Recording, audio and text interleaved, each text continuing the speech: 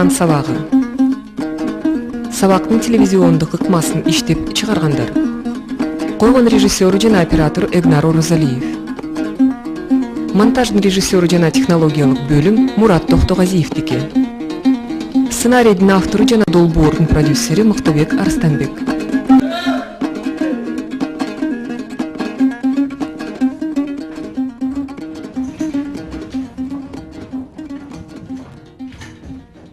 Assalamu alaikum.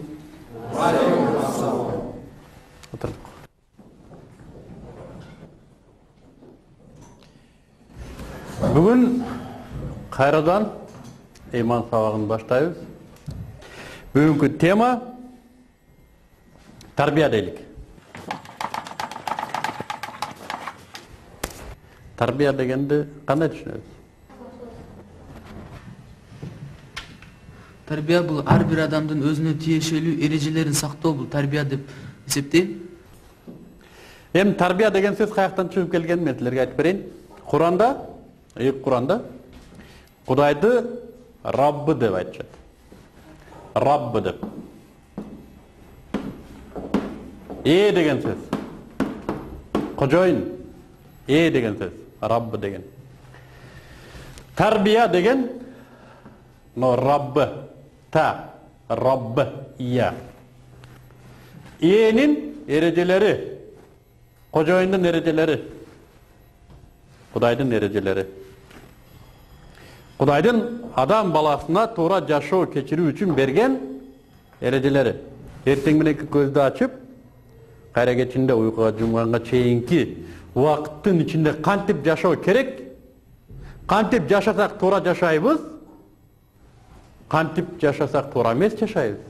Мына ушунун бардыгын биз мына тарбия аркылуу билебиз. Кожоюндун берген ereceler аркылуу.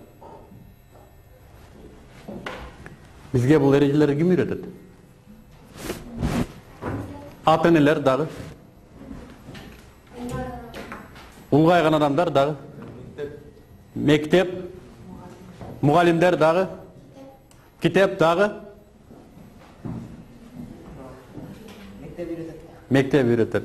Ha negizgi uşulardın bardığına negizgi kim üretiş gerek? Bu özüsün ata-enemiz. Ata-eneler üretiş gerek. Enесин көрүп кызын ал дейт. Бул деген сөз. Энеси жакшы болсо, кызы да жакшы. Энеси кызына жакшы тарбия берген.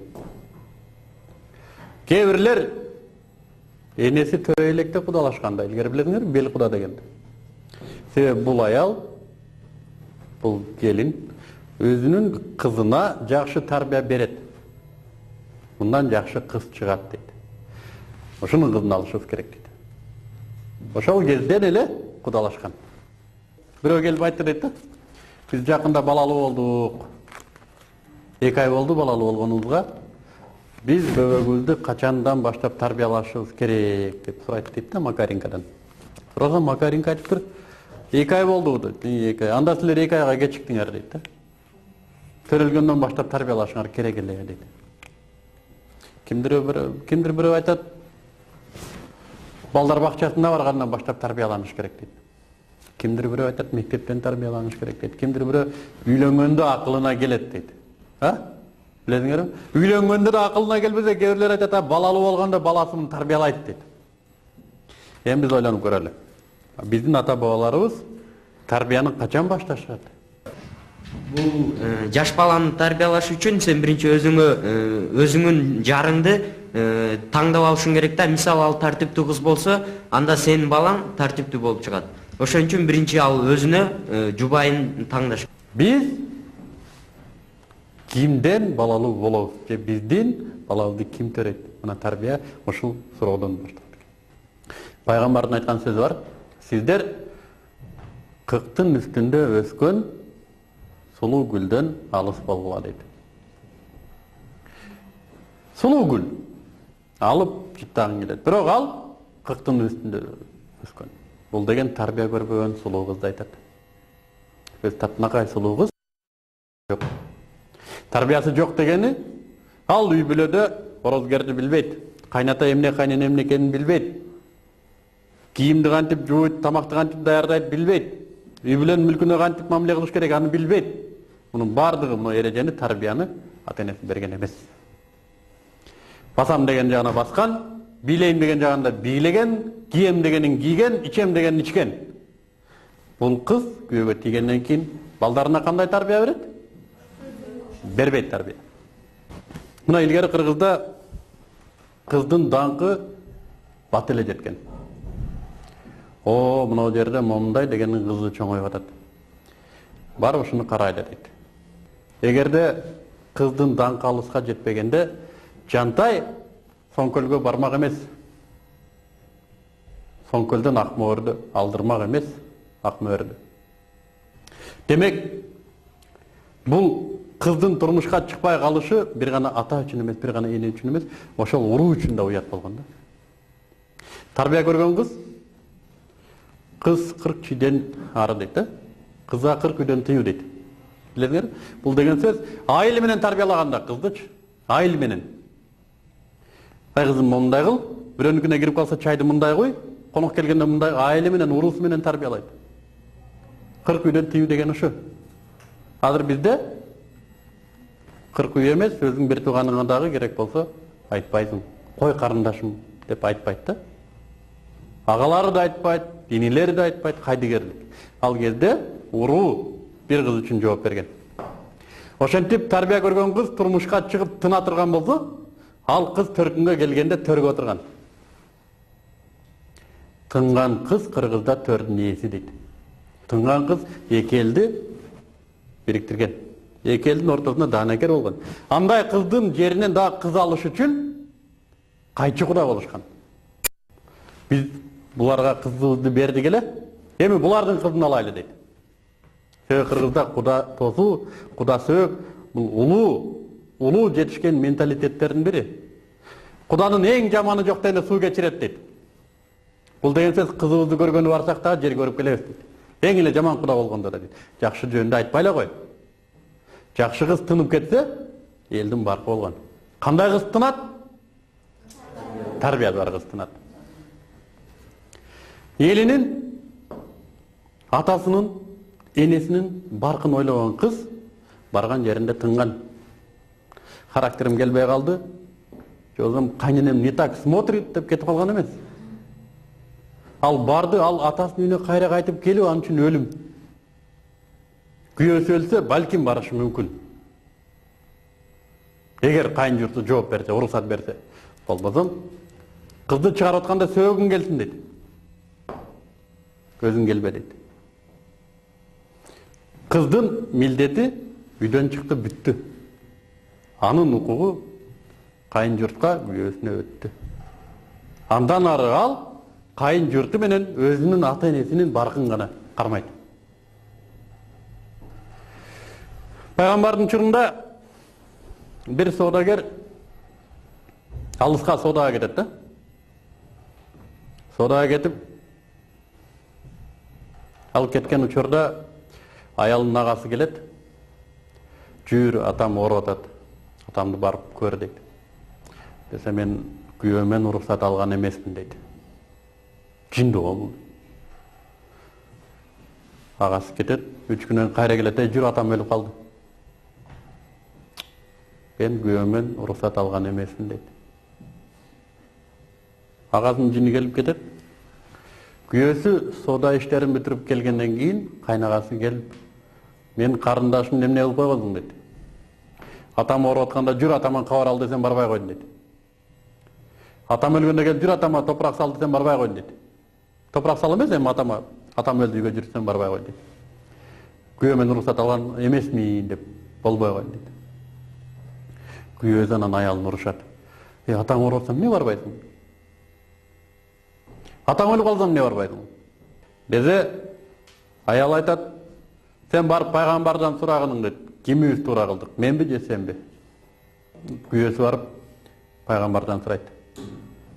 Ошентип мен соода иштери менен жүрсөм, атасы ооруп аткан экен, барбай коюптур. Атасы өлгөн экен, барбай коюптур. Атасы ооруп, атасы өлгөндө барбай койгон аял бирөөгө жакшылык кылмак беле. Десе пайгамбар айтат дейт. Кызынын мен күйөөмдүн уруксаты жок, эч жака чыкпайм деп чыкпай койгондугу үчүн атасы бейишке кирди дейт. Себеби атасы кызына ушундай тарбияны берген. Кыз деген атасы же агасынын уруксатысыз үйдө күйөөгө тийгенге чейин бир кадам жасабайт. Күйөөгө турмушка чыккандан кийин күйөөсүнүн уруксатысыз иш кылбайт. Бул биздин ата бабаларыбыздан келаткан салт. Мен эсимде, мен чоң энем деле айтчу, мен апам деле азыр ушундай. Бардыгыбыз деле ушундай. Мына ушундай болуш керек. Кыз бала турмушка даярданып атканда бирөөнүн эркине баш ийүүгө даяр болуш керек. Себеби анын бактысы мына ошо баш ийе билгендигинде.